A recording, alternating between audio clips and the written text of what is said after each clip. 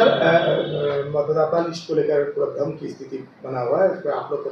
Party line और आपका क्या पक्ष? देखिए, इस पर इंडिया गठबंधन का और लगभग सभी विपक्षी पार्टियों का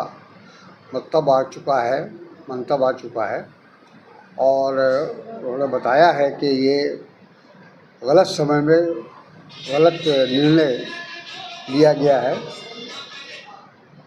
जब चुनाव को मात्र 3 महीना बचा हुआ है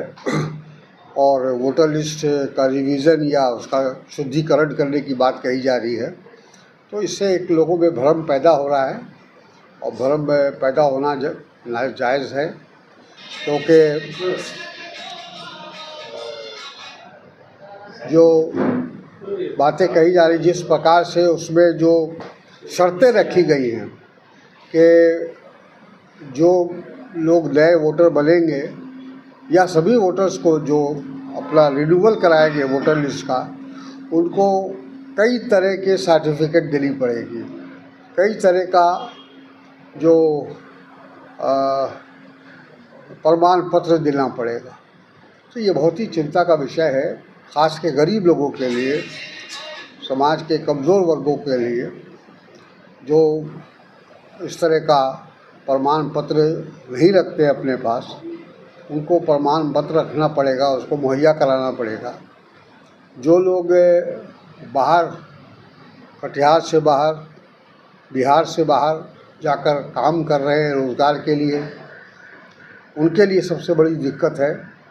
वो कैसे यहाँ आकर ये जो वोटर लिस्ट का जो रिन्यूअल किया जा रहा है या उसकी जो छानबीन हो रही है, उसमें वो कैसे शामिल होंगे या कैसे अपना प्रमाण पत्र देंगे। तो मैं समझता हूँ कि गलत समय पर गलत निर्णय लिया गया है और हम लोग विपक्ष ने कहा है कि इसको सरकार दोबारा इस पर पुनर्विचार करे और जो वोटर लिस्ट पिछले लोकसभा में था,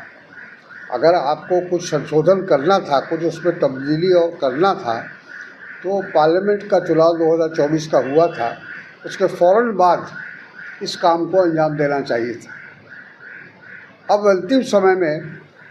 ये कहना कि हम इसमें संशोधन कर रहे हैं या इसका सुधार कर रहे हैं, तो ये गलत है। और इलेक्शन कमीशन का पहले ही उसकी छवि, उसकी जो क्रेडिबिलिटी है, वो उस पर प्रश्न चिन्ह है और फिर इस तरह का काम करने के बाद तो और ज़्यादा लोगों में संदेह